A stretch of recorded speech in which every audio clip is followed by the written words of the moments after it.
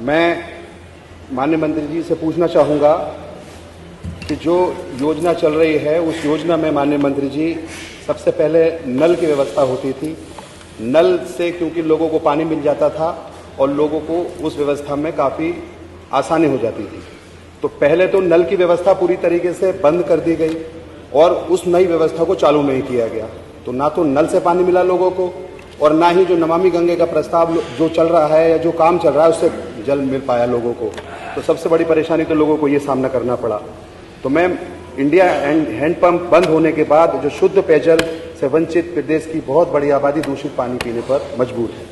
इसी क्रम में माननीय विधायक जी ने जो अभी कहा ये बहुत गंभीर विषय है। माननीय अध्यक्ष जी, मैं आपके माध्यम से माननीय मंत्री से पूछना चाहूँगा कि जो पाइपलाइन बिछाई जा रही है वाकई, क्योंकि माननीय मुख्यमंत्री जी भी बैठे हैं, ये बड़ा गंभीर विषय है माननीय मुख्यमंत्री जी कि जो ठेकेदार काम करने वाला है वो काम तो कर देता है, लेकिन क्योंकि बड़ी अच्छी सड़कें बनी हुई हैं, सरकार ने भी बनाई है, हम विधायक लोग भी बनवाते हैं, तो ठेकेदार उनको तोड़कर चले जाते हैं और बहुत कोशिश करने के बावजूद भी वो उन सड़कों को ठीक नहीं करते। और हमने काफ़ी बार लिखकर भी दिया, कोशिश भी की, डीएम साहब से भी कहा। तो मैं मुख्यमंत्री जी का भी ध्यान केंद्रित कराना चाहूँगा। तो माननीय अध्यक्ष जी, मैं आपके माध्यम से पूछना चाहूँगा कि हर घर जल योजना कब शुरू की गई थी, अब तक इसमें कितने प्रतिशत काम हो चुका है, इस योजना के अंतर्गत बिछाई जा रही पाइपलाइन का साइज भारत सरकार के CPHPO मैनुअल के अनुसार कितना है। और माननीय अध्यक्ष जी, मैं आपके माध्यम से पूछना चाहूँगा कि इस योजना में प्रति व्यक्ति कितने पानी आयतन को आधार मानकर पाइपलाइन बिछाई जा रही है। मेरा प्रश्न मुख्यमंत्री जी से था कि उत्तर प्रदेश में आए दिन महिलाओं और बच्चों का यौन शोषण बढ़ता जा रहा है, उसके दर को रोकने के लिए और उनकी मदद करने के लिए सरकार ने क्या क्या योजना बनाई है। मुख्यमंत्री जी, मैं आभार व्यक्त करना चाहूंगी कि आपने जवाब में लिखा कि हाँ, दर बढ़ता जा रहा है।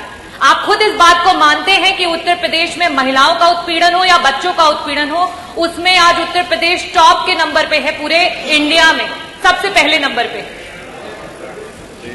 मैं और हमारे सारे सभी सदस्य जब जब सदन में विभिन्न विभागों के सवाल उठाते हैं, मुद्दों को उठाते हैं, तो बार बार यही कहा जाता है कि अरे आपने क्या किया, आपने क्या किया, आपने क्या किया। अध्यक्ष जी, जब हमारी सरकारें रही तो अगर इस तरीके की वारदातें हुई तो उस पे लोगों ने आक्रोश जाहिर किया, लोगों ने धरना किया और उसकी अनुमति मिली, लोकतंत्र जीवित रहा। आज ये स्थिति हो चुकी है कि आप स्वयं इस बात पे हामी भर रहे हैं कि एनसीआरबी के आंकड़े बढ़ते चले जा रहे हैं, लेकिन लोगों की आवाजों को बंद कर दिया जा रहा है।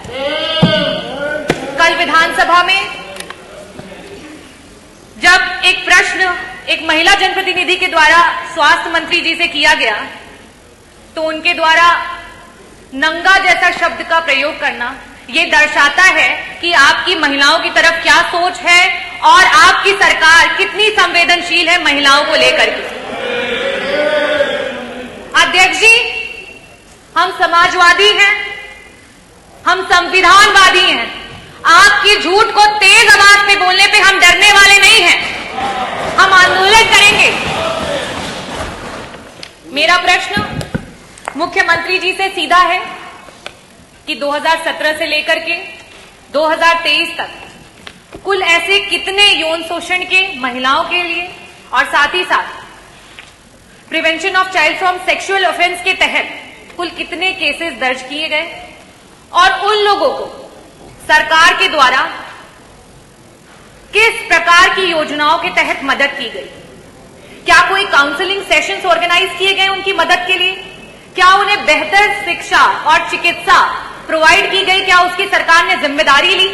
क्या कोई स्किल डेवलपमेंट प्रोग्राम्स या फिर एडवांस हायर स्टडीज के माध्यम से उन्हें मदद की गई कि वो अपना भूतकाल जो इतना सदमे वाला है उसे भूल करके एक बेहतर भविष्य की तरफ सोच सके? मेरा दूसरा प्रश्न आपसे ये है कि अभी हाल फिलहाल में बलिया की न्यूज सभी सदस्यगण यहां हैं, वो जानते हैं कि आज बॉर्डर्स कहीं से भी सुरक्षित नहीं है और साथ ही साथ आपको शायद अपने अधिकारियों पे भरोसा भी नहीं है कि एसपी बलिया होने के बावजूद भी बाहर से एक टीम भेजी गई और वहां पे जांच कराई गई। इन बातों के मद्देनजर मैं ये पूछना चाहती हूं कि ये अपने आप में दर्शाता है कि ह्यूमन ट्रैफिकिंग आए दिन बढ़ती चली जा रही है। तो 2017 से लेकर के 2027 के बीच में टोटल महिलाओं और बच्चों को लेकर के कितने केस हैं, मुकदमे हैं लापता गुमशुदगी के जो दर्ज हुए, और उनमें से कितने लोग आज भी गुमशुदा हैं आपके 8 साल के टेन्योर की सरकार में, जिनको आप नहीं ढूंढ पाए हैं? कृपया इसका जवाब दें। धन्यवाद। कहा किसी ने कि ये एक्स्ट्रा 2A भी कहां से आएगा। ये सुनकर एक मजदूर का दिमाग चकराया। बोला, ढूंढता हूं सदियों से पर मुझे ना मिल पाया, कहां है वो एक्स्ट्रा 2A भी। कच्चा माल मिला मुझे, उस पर मेहनत मैंने की और मेरे मंथन से निकला था अमृत। कहते उसे सरप्लस वैल्यू, यानी अतिरिक्त कीमत। कच्चा माल बना सामान, रुई से बना शर्ट पैंट, लकड़ी से बना फूलदान बाजार में सजाया गया।